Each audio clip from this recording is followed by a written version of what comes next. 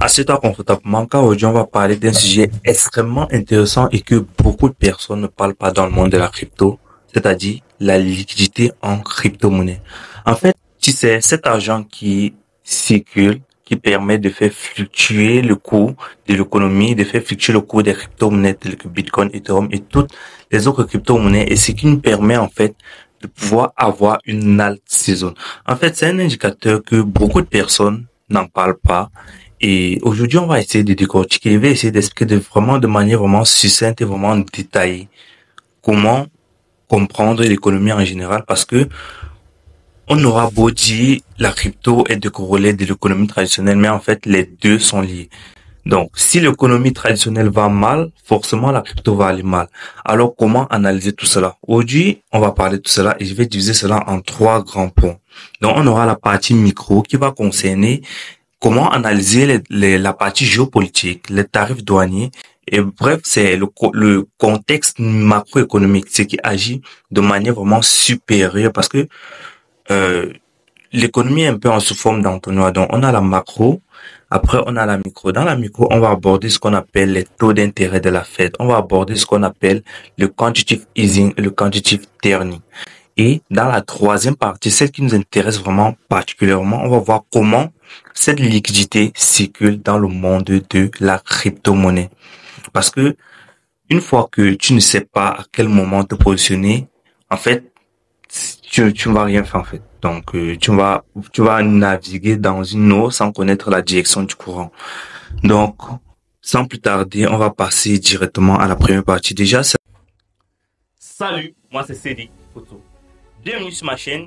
Ici, je te partage mon expertise dans le domaine de la blockchain et de la crypto-monnaie. Si c'est un sujet qui t'intéresse, alors j'ai une très bonne nouvelle pour toi car je viens d'écrire un livre nommé Crypto 3.0. Crypto 3.0 est un livre complètement dédié à l'investissement crypto qui te permettra de comprendre les bases et les fondamentaux de la blockchain et de la crypto-monnaie, savoir analyser correctement un projet crypto en se basant sur l'analyse technique, l'analyse fondamentale et l'analyse on-chain.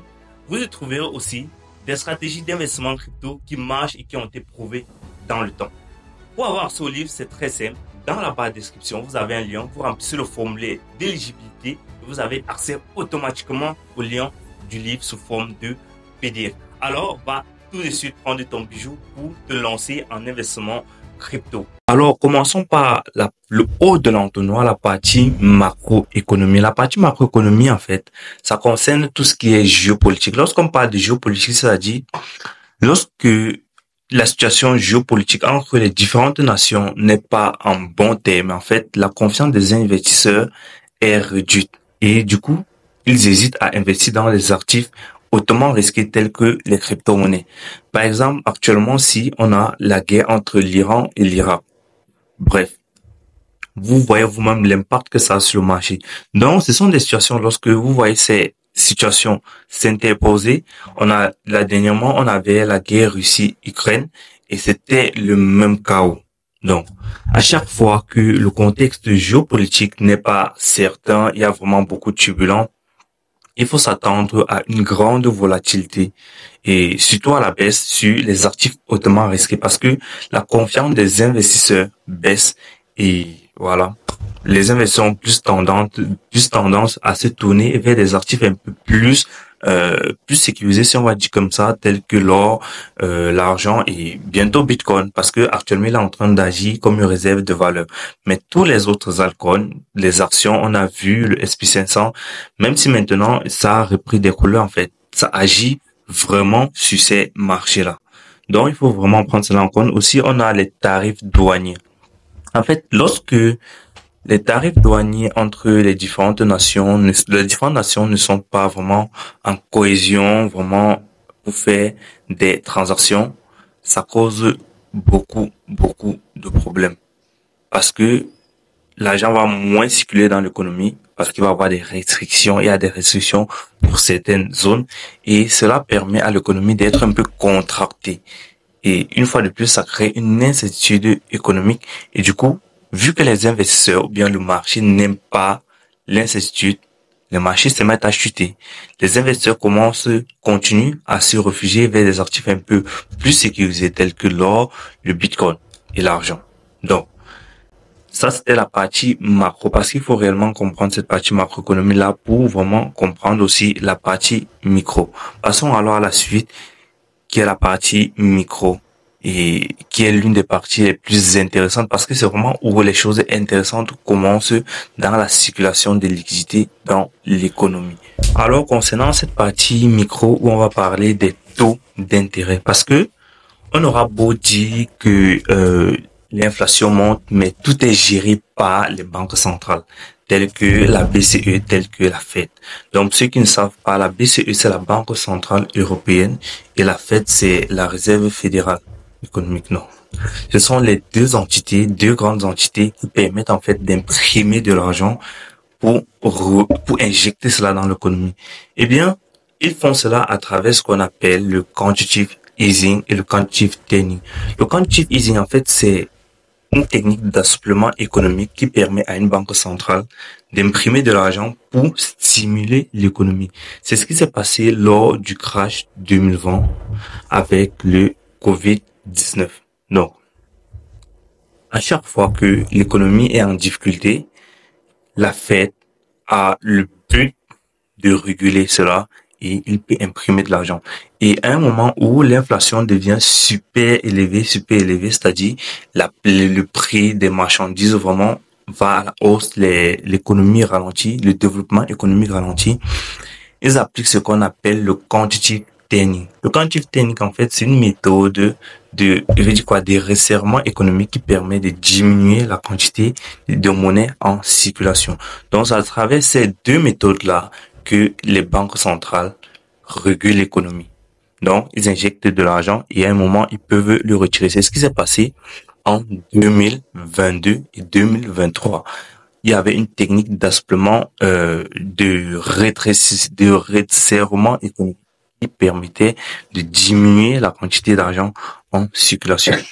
Donc, à chaque fois que on émet de l'argent en circulation, à un moment donné, cet argent finit dans les crypto-monnaies, dans les actifs hautement risqués tels que les actions et les crypto-monnaies.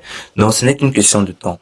Et après, dans la micro, on a aussi ce qu'on appelle les taux d'intérêt, parce que les banques centrales impriment de l'argent. Mais comment savoir que c'est le moment d'imprimer de l'argent? Ou bien, je veux dire, à quel moment est-il favorable pour la banque centrale d'imprimer de l'argent? En fait, tout cela est régulé par ce qu'on appelle les taux d'intérêt ou bien les taux directeurs. Une banque, actuellement, en 2025, les taux d'intérêt aux États-Unis sont entre 4,25 et 4,50. À chaque fois que les taux d'intérêt sont super élevés, en fait, les investisseurs ne trouvent pas vraiment attractif d'emprunter de l'argent pour investir. Pourquoi? Parce que l'argent coûte beaucoup plus cher. Et donc, à chaque moment qu'il y a réduction des taux d'intérêt, ça favorise les investisseurs à emprunter de l'argent et pouvoir investir pour stimuler à nouveau l'économie. Donc, il y a deux méthodes de stimulation d'économie à travers le quantitative easing et la baisse des taux d'intérêt qui favorise l'emprunt d'argent pour injecter dans l'économie. Ok? C'est ce qui s'est passé en fin 2024. On a eu une baisse des taux d'intérêt qui tombe de 5% à 4,50. Et on a vu ce qui s'est passé dans le dernier trimestre de l'année 2024. Donc, en fait, c'est comme ça que ça fonctionne l'économie depuis plus de 200 ans. À chaque fois qu'on a une crise, des fois les taux d'intérêt vont jusqu'à peut-être 1%, deux fois même 0%. Après, dans la crise des subprimes en 2008, les taux d'intérêt sont partis à 0%. Donc, vraiment, il faut comprendre cela et savoir que, en comprenant le quantitative tightening, le quantitative easing, la situation géopolitique, on a compris les deux piliers. Maintenant, en entrant réellement dans le vif du sujet, comment cette liquidité circule dans le marché de la crypto-monnaie? Parce que tout ce qu'on a vu là, c'est pour l'économie générale. Maintenant, comment est-ce que cette liquidité-là circule réellement de manière spécifique dans le monde de la crypto-monnaie? Alors, après avoir vu comment fonctionne la partie macro avec les tensions géopolitiques, les tarifs douaniers. Après, la partie micro avec les tarifs avec les taux d'intérêt, le quantitative easing, le quantitative tightening. On passe alors à la partie vraiment qui nous intéresse, la circulation des liquidités réellement dans la crypto. On est d'accord que lorsqu'une personne vient de découvrir le monde de la crypto-monnaie, ce à quoi elle s'intéresse en premier lieu, c'est Bitcoin. Donc, lorsque la liquidité qui est de l'économie traditionnelle, si on va dire comme ça, et c'est rue vers les crypto-monnaies, ça passe d'abord par Bitcoin. Et à ce moment-là, pour connaître que la liquidité est sur Bitcoin, vous allez voir que Bitcoin va superformer le marché. Superformer le marché et surtout, superformer Ethereum. C'est ce qui s'est passé en 2024 où on a vu Bitcoin carrément exploser et on avait cette tendance à croire que Ethereum était toujours dans un range. Donc, il n'avait pas vraiment à superformer autant que Bitcoin. Donc, à ce moment-là, vous vous dites, c'est là que la liquidité est sur Bitcoin. Donc, la liquidité, la grande liquidité est sur Bitcoin à ce moment-là. Donc, la première phase, c'est que la liquidité se déverse d'abord sur Bitcoin et Bitcoin superforme tout le marché et surtout Ethereum. Maintenant, pour savoir que la liquidité est en train de quitter de Bitcoin pour se déverser sur Ethereum, parce que la liquidité quitte maintenant de Bitcoin pour se déverser sur Ethereum, en fait, vous allez constater que Ethereum est en train de superformer carrément Bitcoin. Et c'est ce qui est en train de se passer actuellement. Et c'est ce qui s'est passé dans les cycles passés et avec beaucoup de chance, c'est ce qui risque de se passer dans les cycles prochains, s'il y en a, bien sûr. Donc, à ce moment-là, vous allez voir que Ethereum va superformer Bitcoin. Donc, c'est-à-dire, si Bitcoin fait peut-être 10% sur une période X, Ethereum va faire peut-être 20%, 30% sur la même période X. C'est là, en fait, que vous allez comprendre que la liquidité est en train de quitter de Bitcoin pour se déverser sur Ethereum. Donc, ça, c'est la deuxième phase pour la circulation de liquidité en crypto. La troisième phase, c'est lorsque, après Ethereum, ça se déverse sur les crypto-monnaies à grande capitalisation. OK? Donc, les crypto-monnaies à grande capitalisation actuellement, telles que Solana, bref, les cryptos tout juste après Ethereum. Après cela, alors, on a droit à ce qu'on appelle, à ce que tout le monde attend, la fameuse alt saison. Donc, lorsque on a pris des bénéfices sur Bitcoin, on a déversé sur Ethereum. On a pris les bénéfices sur Ethereum, on a déversé sur les cryptos à grande capitalisation. On a déversé sur les cryptos à grande capitalisation. Là, en fait, ça s'est déversé sur les moyennes capitalisations et ensuite sur les petites capitalisations. Donc, c'est grosso modo ce qui se passe, ok? Donc, pour avoir une alt saison, il faut que tout ceci soit réuni. Et quand tu es débutant, forcément, tu ne connais pas cela. Donc, cette vidéo était vraiment pour que tu comprennes que la alt saison, elle arrive et elle est déjà en marche. Donc, elle arrive. De toutes les manières, elle arrive. Tout du moins, c'est ma conviction. Je ne suis en aucun cas un conseiller en investissement. Fais tes propres recherches. Donc, j'espère que j'aurai été vraiment clair dans cette vidéo parce que je ne veux pas faire une trop grosse vidéo, sinon ça prendra vraiment beaucoup de temps de détailler tout cela. Donc, dans cette vidéo, il était question de parler de la circulation de liquidité en crypto-monnaie. On a abordé le point macro avec les tensions géopolitiques, avec les tarifs douaniers, les accords commerciaux. On a abordé la partie micro avec les taux d'intérêt des banques centrales telles que la Fed et la BCE, la Banque du Japon. Bref, vous avez compris, les banques centrales de chaque État. Il y a aussi les quantitative easing et le quantitative tightening, donc les politiques monétaires appliquées aux banques centrales. Et ensuite, on a parlé de la circulation des liquidités réellement dans le marché de la crypto.